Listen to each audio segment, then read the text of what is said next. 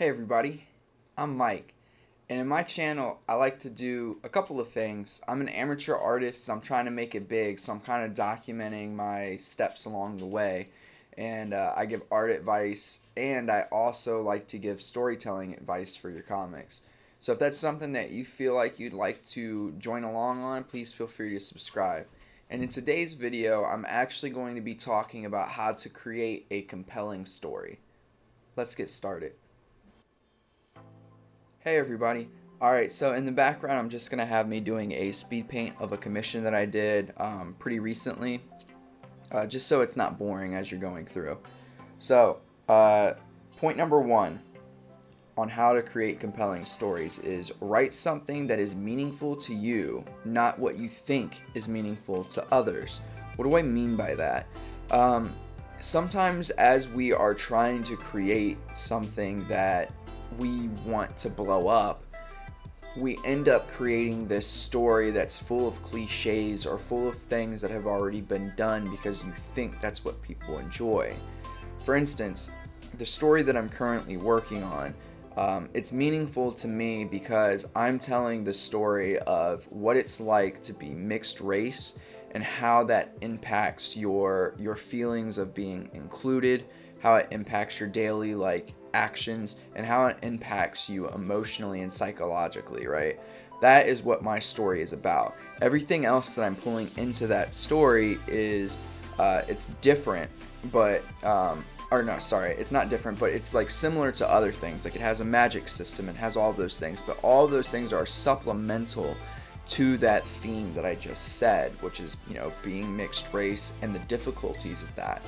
So for me, that is really meaningful, and that's important for a couple of reasons. One, it's important because it's going to help me drive and push to get this story done, because I really want people that are in like a similar situation that I was when I was a kid to have a character to look up to. Even if it's only like 10 or 15 people or one or two, it doesn't matter. If somebody can look at this story and they can benefit from it, that is what I really, really want.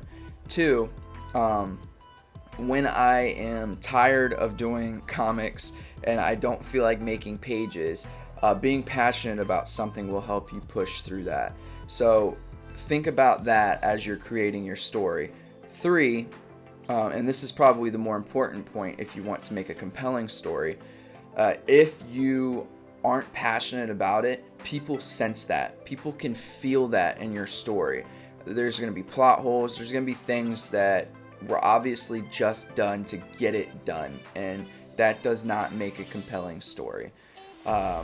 So, moving on to the next point. Number two, use other people's stories as a structural guide, not just a resource for material. So obviously when we read other stories, we're subconsciously putting in our brains like specific things and ideas from those stories, like magic systems and things like that. Like Full Metal Alchemist is a great magic system. It's very concrete, it's very easy to understand, and you can pull some of that from your story. Now what you don't want to do is you don't want to recreate somebody else's story, right? Because that story is already done. And in fact, I would say that you recreating it, more than likely it's going to be worse, right? And people are going to be like, well, this just feels like a ripoff of Dragon Ball or One Punch Man or Batman or Full Metal Alchemist or something like that, right? And that's not what you want. You want people to read it and say, oh, this is kind of like this story and this story and this story kind of put together. That's kind of cool. And what I mean by using those stories as a structural guide is look at those stories and break down what's actually happening. For instance, I did this with a fight that Ed had in Full Metal Alchemist for one of my prior videos, and I learned a lot from that, right? I would never take that kind of fight and reproduce it, but I would take the structure of that fight and take that structure into a fight that I'm going to probably reproduce in one of my comics, right? And that's how you want to kind of figure those things out. And kind of like a sub point off this point is that draw inspiration from other genres as well, because for instance, comic book writers aren't necessarily always like the best writers, right? Some of them are really, really good. Some of them are okay. You might actually get good material from looking at like novelists, for instance. I look at a lot of novelist YouTube tutorials and stuff like that on how they like construct a story, because I don't have that kind of knowledge. Like, I have a general idea, but they have that kind of knowledge. And you can even look in a similar genre. Like, I kind of look at like the young adult stuff, because that's kind of what shonen is, young adult or teen. So I look at how they construct their stories. But anyways, going on to number 3, relatable characters. So relatable character is like kind of hard. I'll probably do this in a separate video, but you want to create characters that feel real, that aren't just like cliches of characters that you've seen in other things. Like, obviously for shonen you can have some of those cliche things, like, you know, the really tough character that's kind of soft at heart, right?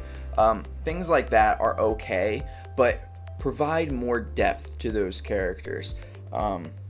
This point also kind of includes, like, you want to have more cultural inclusion within your comic, and you also want to do your research. I've done a video just on this topic already, but when you have a monolith of characters, that story's already not realistic and it's going to be boring, and you're also ostracizing like a whole group of individuals that could have relatability to your story.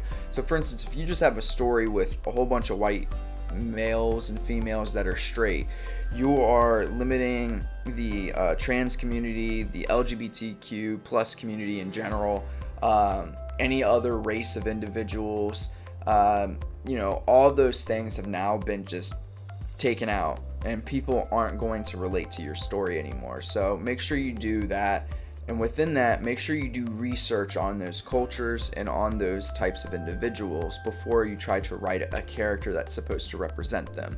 Talk to friends, look up actual articles, watch news recordings, things like that, because you'll get a better idea of how to write those characters in a way that's not offensive. Number 4, and this is kind of in the same vein, but characters drive your plot. Plot doesn't drive your characters. What do I mean by that? So, an instance in which, and this is actually successful, but a plot drives a character, I would say is Ichigo from Bleach. While this is pretty successful, and it's obviously successful because people loved Bleach, I would say that this is a much harder way to write your story, and your character can kind of fall flat. For me, Ichigo isn't necessarily my favorite character in the series, and that's because he doesn't really act too much. He's relatable in that, like, a 16-year-old, 15-year-old going through those circumstances would actually probably do what he is doing, but that doesn't necessarily mean that that's a great character. So when you are writing your story, think about, like, is my character actually moving this plot forward, or am I just putting a person in a plot? If you're just putting a person in a plot, that's not a compelling story. It's a story that you just kind of threw arbitrary characters into to try to, like, show off this like character or the story arc that you have. People want to see characters be the stars of the show because people want to be able to say, oh, I see myself in this character. How am I reacting in this moment, right? Would I actually react that way? Oh my gosh, look how brave they are. I can be brave when I'm facing these kinds of adversities in my own life. That's what you want. So that's point number 4. And the final point, number 5, don't write something that isn't enjoyable. Sorry for the double negative. I could also say, write things that are enjoyable. And yes, I am doubling down on this point. It's that important. You don't want to write something that you feel is going to be popular. That's not how it's done. That's not a compelling story, because what's going to end up happening is, and like I said before, it's just going to be a whole bunch of cliches. It's going to be things that people can't relate to, or things that people have already seen before, and that's not what you want. What you want is something that is an enjoyable experience to not only read and look at as the viewer, but it's also needing to be an enjoyable experience for the writer and illustrator themselves.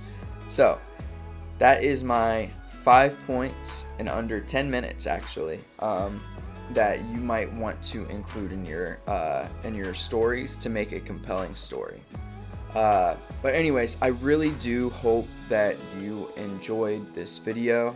I've thought about this a lot, and I really enjoy making these kinds of videos, and I hope they feel helpful to some of the people out there.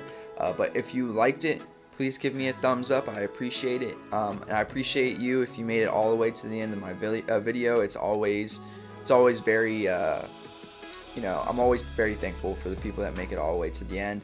And if you enjoy this kind of content, please subscribe. Alright, I'm Manga Mike, everybody, and I'm out.